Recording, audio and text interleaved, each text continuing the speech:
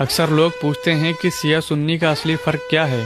क्या ये सिर्फ एक रिलीजियस डिफरेंस है या हिस्ट्री का सबसे बड़ा टर्निंग पॉइंट? आइए जानते हैं इस वीडियो में। 632 ईस्वी में जब अल्लाह के रसूल सल्लल्लाहु अलैहि वसल्लम की वफात हुई तो मुस्लिम कम्युनिटी के सामने एक बड़ा सवाल खड़ा हो गया। अब मुसलमानों की लीडरशिप कौन संभालेगा? उस वक्त सिचुएशन बहुत डेलिकेट थी। अरब के कई कबीले इस्लाम से वापस जा रहे थे, जिसे हिस्ट्री में रिद्दा वॉर्स के नाम से जाना जाता है। इसलिए मुस्लिम कम्युनिटी को तुरंत एक लीडर की जरूरत थी जो यूनिटी और स्टेबिलिटी मेंटेन कर सके। इसी वक्त मदीना में साकीफा बनु साइदा नाम की जगह पर एक अर्जेंट काउंसिल बैठी, जिसमें टॉप के काबिल सहाबा इकट्ठा हुए ताकि नए लीडर पर मशवरा हो। डिस्कशन के बाद मेजोरिटी सहाबा ने हजरत अबू बकर रजी अल्लाह अन्हु को मुसलमानों का पहला खलीफा चूज किया। हजरत अबू बकर हजूर सल्लल्लाहु अलैहि वसल्लम के सबसे करीबी दोस्त थे। आप सल्लल्लाहु अलैहि वसल्लम के ससुर थे और इस्लाम के सबसे अर्ली और रिस्पेक्टेड कंपेनियंस में से थे। प्रॉब्लम ये थी कि उस वक्त हजरत अली और रसूलुल्लाह सल्लल्लाहु अलैहि वसल्लम के घर वाले यानी अहले बैत रसूलुल्लाह सल्लल्लाहु अलैहि वसल्लम के जनाजे की तैयारी में बिजी थे। इस वजह से वो उस अर्जेंट मीटिंग में मौजूद नहीं थे और यही बात आगे जाकर एक बहुत बड़ा रिलीजियस डिबेट बन गया। कौन था राइटफुल सक्सेसर? सुन्नी मुस्लिम्स का मानना है कि उस वक्त हजरत अबू बकर ही राइटफुल सक्सेसर थे, क्योंकि उन्हें सहाबा की मेजोरिटी कंसल्टेशन से चूज किया गया। वो रसूलुल्लाह सल्लल्लाहु अलैहि वसल्लम के बेस्ट फ्रेंड थे। उनकी लीडरशिप ने अर्ली इस्लामिक स्टेट को स्टेबिलिटी दी,